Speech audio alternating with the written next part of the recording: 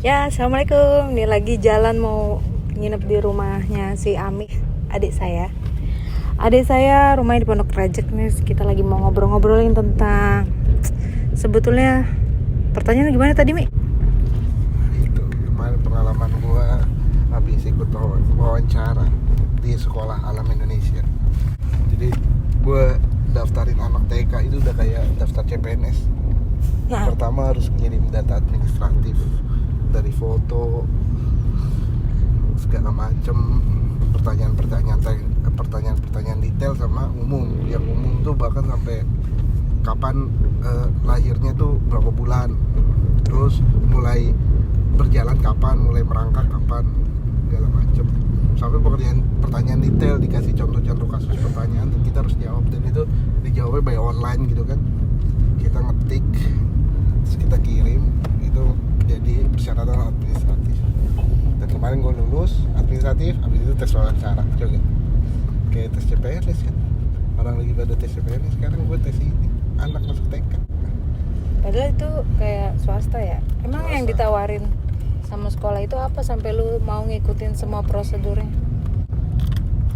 Ya pertama pastinya rekomendasi. Jadi ada pertama kenal sekolah alam Indonesia itu dari temennya Bini. Temennya Bini nyekolahin anaknya di sekolah alam. Dia punya anak dia punya anak berapa ya, 2 atau 3. Cuman yang satu di sekolah alam, yang satu di konvensional, karena ternyata karakternya beda. Dan karakter yang lebih berjiwa explore, yang lebih kelihatan itu ternyata lebih cocok di sekolah alam. Dia lebih nyaman. Pas dicoba di sekolah yang biasa, dia malah depresi, nggak mau sekolah. Dia lebih cocok di sekolah alam. Dan gue ngelihat kegiatannya, gue ngelihat itunya, kayaknya cocok sama si maksudnya Akmal. sebelumnya apa gimana? Sebelumnya Datang Jadi- beberapa kali. ya. Karena ternyata sekolah ini juga dia nyebutnya adalah sekolah komunitas. Jadi memang peran orang tua itu sangat dominan itunya. Dan kenapa gue tertarik di situ, gue ngeliat karakter anak gue Akmal. Gue ngeliat anak kecenderungan dia dalam memahami sesuatu dan mempelajari sesuatu, kayaknya dia tuh lebih tipe yang explore gitu. Gue coba jejelin dia dengan buku-buku, kayaknya hanya sekilas, dan itu dia langsung udah, buku itu hanya, dia lebih suka main pasir, dia lebih suka itu yang gue ngeliat bahwa ini kayaknya tipe kayak gue banget itu. Yang gue tuh kalau boleh jujur, gue dulu tuh tertekan lah di sekolah itu. Jadi bagaimana gue sekolah tuh cuman berasa tuh pas kayak ujiannya doang gitu, baru belajar tuh pas ujian, bahkan pas ujiannya gitu loh. Cuma buat syarat gitu ya. Iya, bukan pra ujian ya, pas ujian. Artinya gue nyontek gitu, ngebet gitu. Dalam artian gue ngerasa, dan yang gue tahu di sekolah alam itu nggak ada ranking gitu kan, semua lebih ke arah gitu. Jadi kenapa gue mau nyoba anak gue di sekolah alam itu dari TK. Berarti besok TK ya? TK Berapa tuh? Ya, buat gambaran aja, buat gambaran para pendengar. Kalau nggak tahu sih, Bini yang tahu, cuman kayaknya sih harus sekitar nyiapin berapa lah kira-kira biar amannya gitu. 15, 15 ya. masuk 15 per bulan, 700 apa kayaknya 15 juga bisa dicicil ya. Karena kita ngelihat bahwa kenapa 15, ngelihat apa yang dia lakukan, artian mereka nggak dapat support dari pemerintah. PAUD-nya, TK-nya bukan termasuk TK yang dapat support pemerintah, dan dia memang kayaknya sengaja untuk nggak itu, karena dia pengen bikin kurikulum sendiri. Karena PAUD sendiri kan udah ada kurikulumnya berdasarkan undang-undang, cuman dia ngerasa bahwa itu nggak itu. Kenapa? Karena kemarin yang ditanya, salah satu yang ditanya adalah bagaimana pendapat kita orang tua kalau ternyata Akmal ini pas TK tuh belum bisa baca tulis, pas lulus apa pendapatnya. Terus lu jawab apa? Gue ngejawab ya, sebenarnya gue ngejawab secara daerah yang gue tahu ya, jadi banyak TK-TK yang menjanjikan bahwa kalau dia lulus dia bisa baca tulis. Kenapa bisa baca tulis? Karena ternyata persyaratan SD sekarang itu harus sudah bisa baca tulis. Iya, emang. Nah, gue tanya kenapa bisa seperti itu gitu.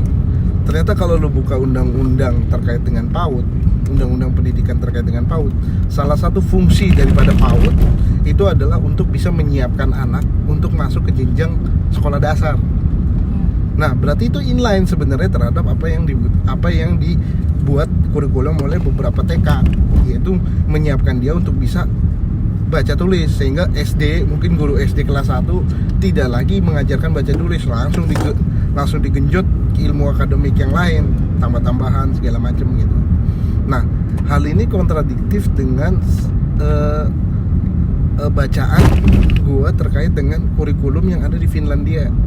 Di Finlandia tuh ada yang namanya ECED kalau nggak salah. Jadi Early Childhood Education. D-nya lupa. Cuman itu ada sebuah konsep yang dibuat sama Finlandia terkait dengan early childhood. Itu kalau di sini mungkin PAUD ya, pendidikan anak usia dini. Yaitu target dia untuk menciptakan sistem pendidikan early childhood itu adalah untuk bisa mengenal jati dirinya dia seutuhnya. Itu hal yang menarik, hal yang berbeda. Jadi masa dasar dia di umur golden age yang bisa dibilang itu kalau yang dilakukan oleh Finlandia itu adalah bagaimana anak itu bisa memahami siapa dirinya gitu. Dan itu berarti bukan untuk mengeksplor dirinya, siapa dirinya dia gitu loh. Bukan langsung dijejeli, ditargetkan dia itu bisa baca dan tulis gitu. Karena menurut gue baca dan tulis itu adalah memang sebuah hard skill yang memang dibutuhkan dia untuk mengerti sesuatu, dan menurut gue akan lebih enjoy dia saat dia bisa baca dan tulis di saat dia butuh gitu. Contoh, karena dia memang ingin belajar contoh dia suka banget yang merobot gitu kan. Kemarin gue kasih contoh, Mal, ini tulisannya apa? Ada logo tulisan Tobot, robot itu.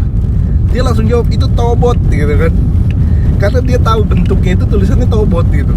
Kayak McDonald aja kita kasih tahu itu McDonald, dia akan membaca itu McDonald. Nah, di situ langsung gua kenalin kan, ini T, ini O, ini B, ini O, ini T. Dan itu lebih masuk ke dia. Artinya karena dia excited objeknya gitu. Objeknya dan kita butuh apa? Ya kayak yang gua rasain waktu gua kuliah lah. Kenapa gue excited pada belajar fisika segala macam hal itu? Ya karena ini untuk menunjang gue, contohnya untuk skripsi, untuk apa gitu. Jadi ada suatu hal yang membuat gue tuh butuh untuk terpacu. Nah, kalau seorang anak yang sebenarnya dia nggak tahu apa-apa, yang belum tahu sebenarnya baca tulis itu fungsinya buat apa, itu kalau dijejelin takutnya dia tuh nanti akan terkekang benci malah. Hal itu menjadi bentuk kecerdasan yang diharapkan, padahal itu enggak. Jadi mungkin kalau lo pengen baca-baca yang buku gue pernah beliin tuh ke si Nita ya, itu Fitra Based Education ya. Itu kebetulan memang itu sekolah alam pertama di Depok. Hari Santosa itu dia memang bangun sama ya dia tuh memang kayak gitu Mi. Jadi apa yang lo omongin itu emang bener adanya. Karena anak itu udah diinstal namanya Fitrah Belajar. Kalau yang lo bilang itu namanya Fitrah Belajar. Fitrah Belajar artinya adalah itu fitur yang Allah udah kasih emang buat tuh anak bertahan hidup di dunia gitu. Dan itu akan mati kalau misalkan under pressure. Makanya kenapa sebetulnya nggak cocok kalau misalkan anak itu dijejelinnya tuh kognitifnya yang kayak akademisnya. Karena itu kalau zaman dulu kebutuhan sekolah, karena emang di zaman Prusia itu kebutuhannya perang dunia emang butuh birokrat, butuh clerical pekerjaannya, makanya diseragamin, harus bisa hitung tuh. Karena kebutuhan pada zaman itu memang buat kerja jadi nah kalau sekarang kan kita nggak mau nyetak anak jadi robot kayak gitu toh kan, karena sudah bisa dikerjakan sama robot. Emang udah bisa dikerjakan sama robot sekarang. Dan itu biar nggak mematikan fitrahnya, karena ketika dia nggak tahu siapa dirinya, dia nggak akan tahu di dunia ini dia tuh mau ngapain gitu. Mau ngapain ya, kalau ibadah ya itu kan general banget ya, maksudnya misi gue nih di dunia ini mau ngapain gitu. Atau mungkin zaman dulu tuh orang memang banyak yang anak kecilnya itu adalah contohnya ngebantu orang tuanya kerja gitu. Terus ya. Terus sekolah itu dijadikan alat dia untuk bisa membantu pekerjaan sesuai dengan makna school. Gue pernah baca school itu artinya kalau nggak salah ya itu kayak waktu luang gitu. Jadi istirahat. Nah sekarang ini menjadi fokus dan satu sisi gue coba untuk kemarin memang terpancing pada saat pembicaraan itu banyak yang mencoba untuk membanding-bandingkan antara apa yang dilakukan oleh pemerintah melalui kurikulumnya, melalui sistem pendidikannya dengan apa yang ada di sekolah alam, artinya lebih bebas segala macam. Gue coba menghindari bahwa apa yang dilakukan pemerintah juga nggak sepenuhnya salah dalam hal ini. Dia tuh setiap membelanjakan uang negara kan pasti harus ada namanya output dan outcome. Sedangkan pendidikan itu kalau mau bersistem itu nggak bisa sangat kualitatif. Nggak bisa di itu ya. Nggak bisa kita ngeliat bagaimana tingkat kesuksesan orang mendidik anak. Oh anak itu menjadi lebih percaya diri. Wah gimana ngukurnya kan gitu.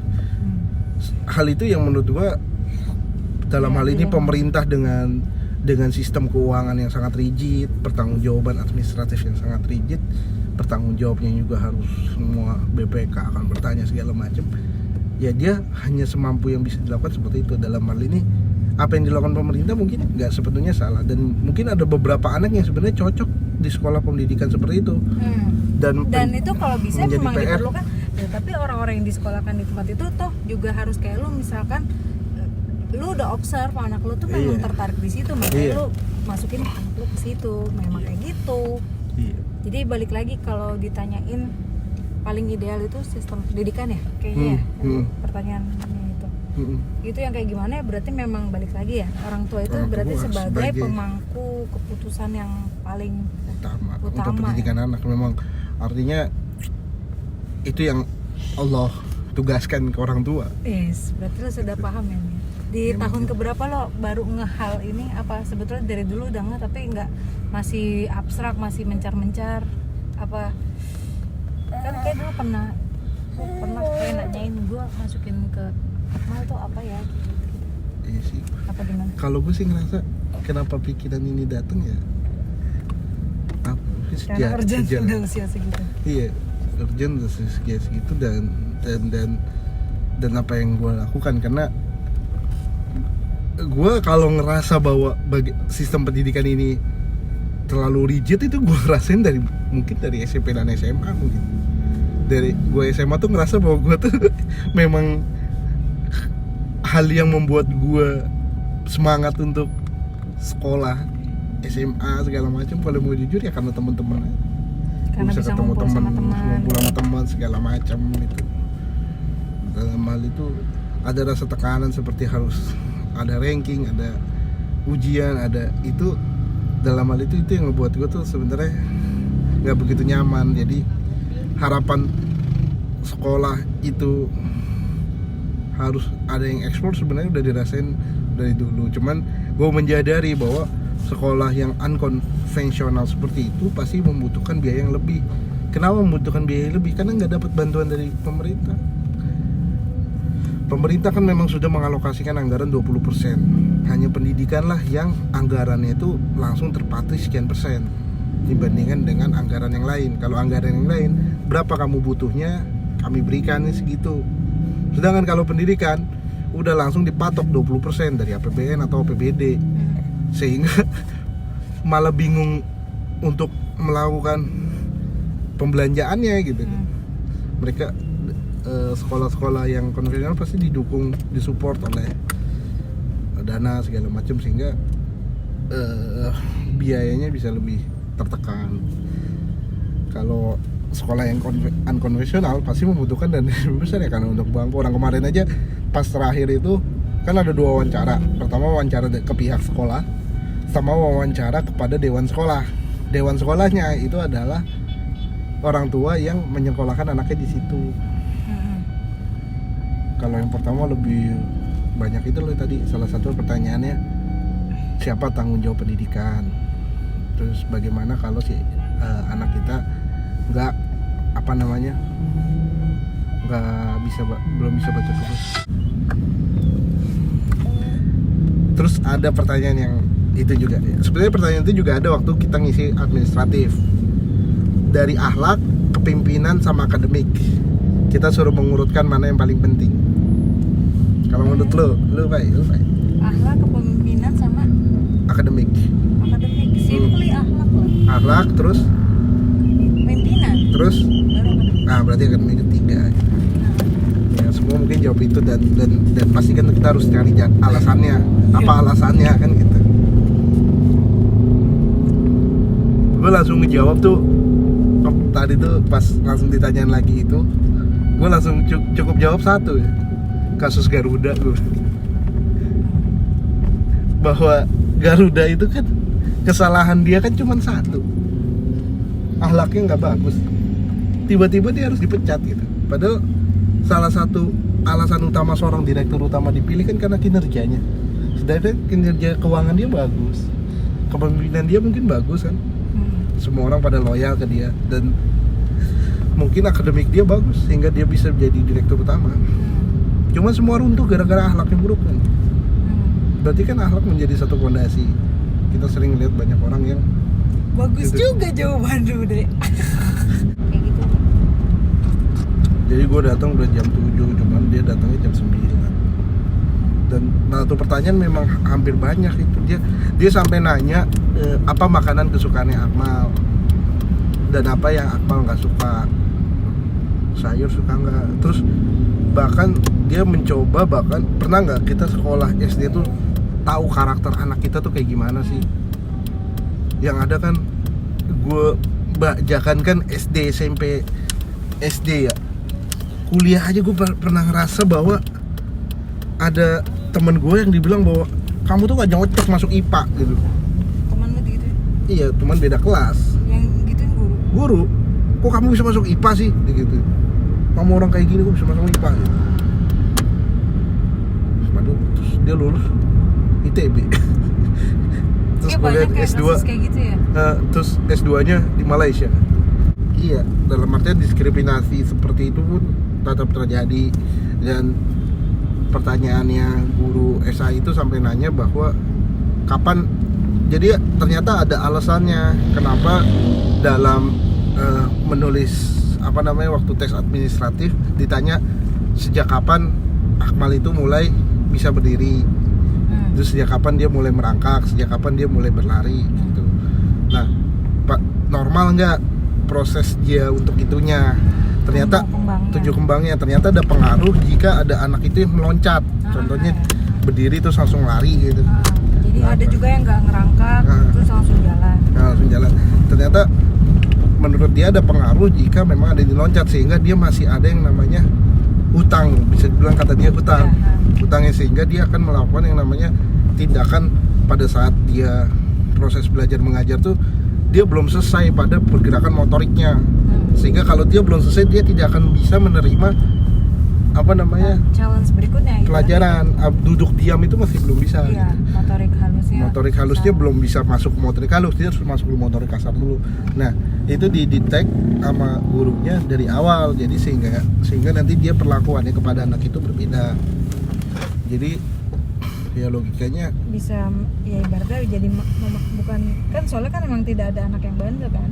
Iya, Soalnya emang pernah ada kasus yang gue pernah baca sih, anaknya Umu Balkis itu, dia si Dava itu dia pernah bolak-balik dipanggil guru karena mukul temennya. Padahal kalau ditanya dia nggak ngerasa bandel dan nggak ngerasa mukul, ternyata motorik kasarnya. Akhirnya diterapi hampir 2 tahun.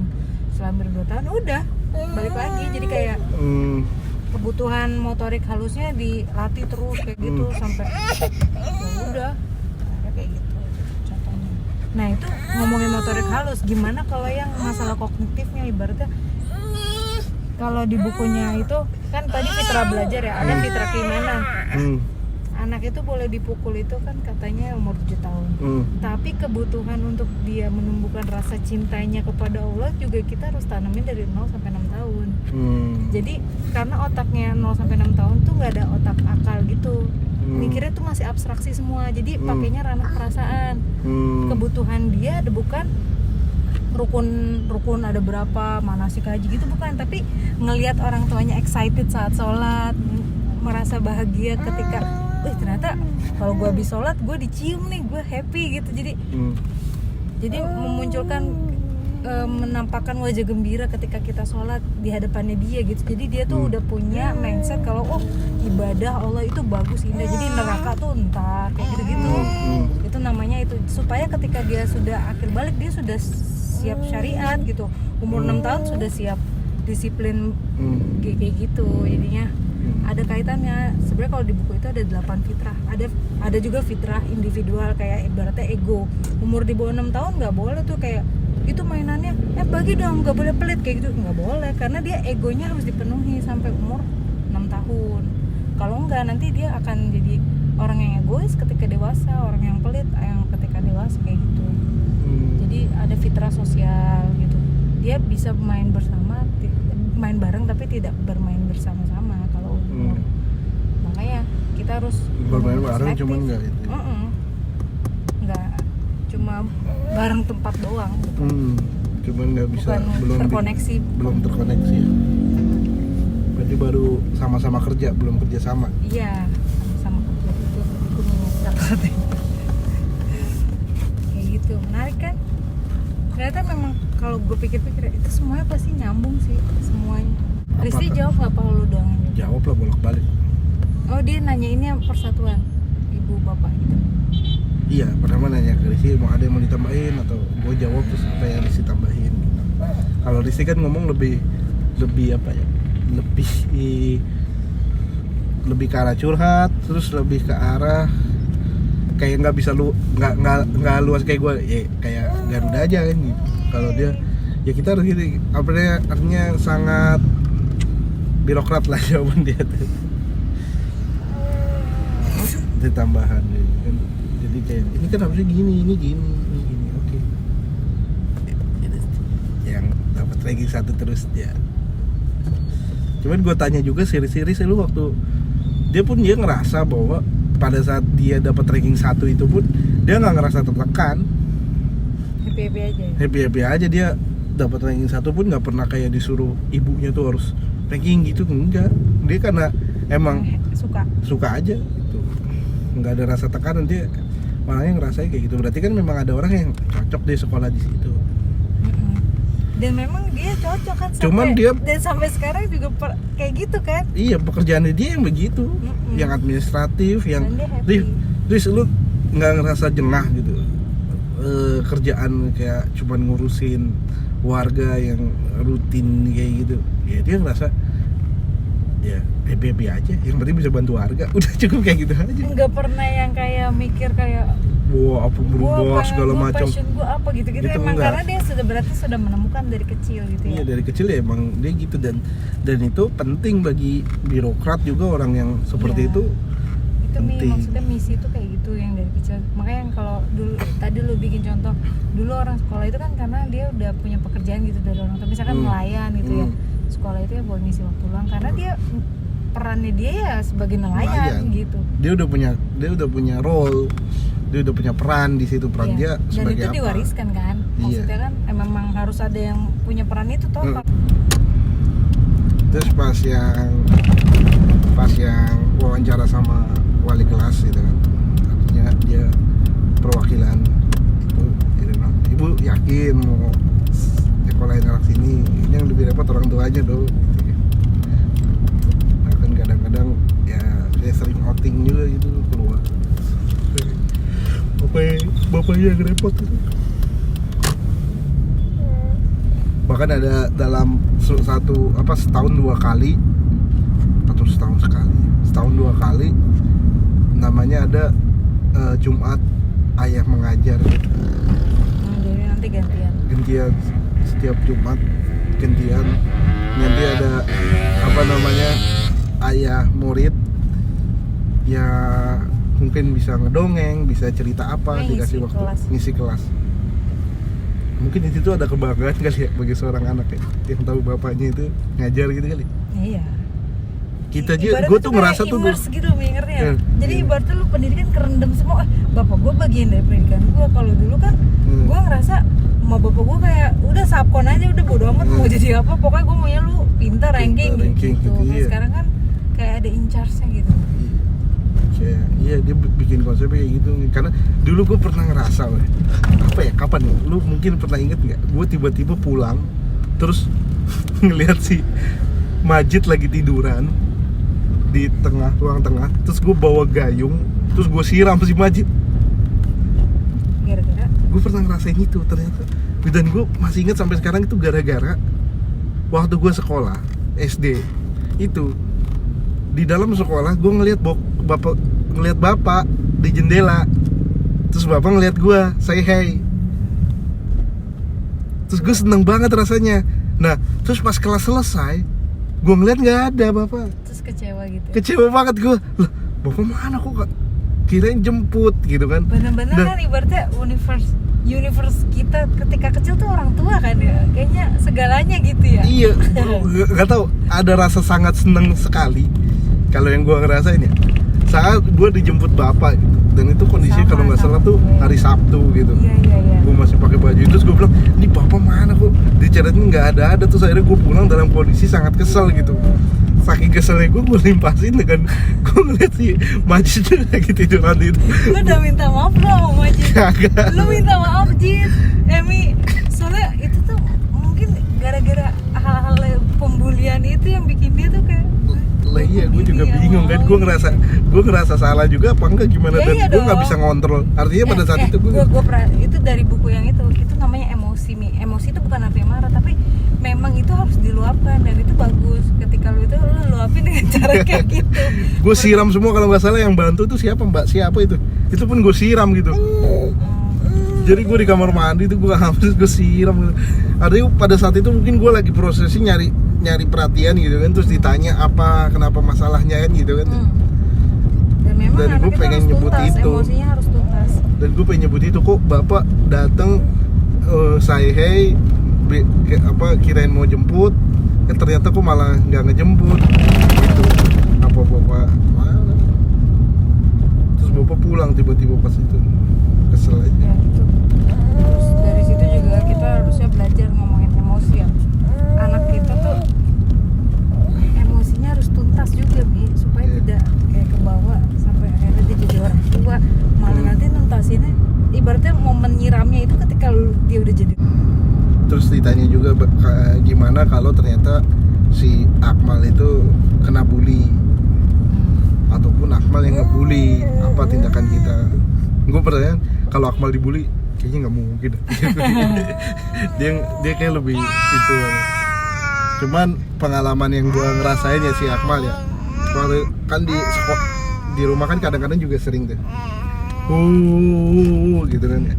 Terus kan si Akmal kan paling nggak suka kan digituin, kayak Risti dia nggak suka diremehkan orangnya si Akmal. Siapa yang suka diremehkan nih? Gak ada yang suka diremehkan. Dalam artian dia bisa sampai meluapkan emosinya pada saat dia diremehkannya. Artinya, aku kesel, aku nggak mau, pergi gitu loh.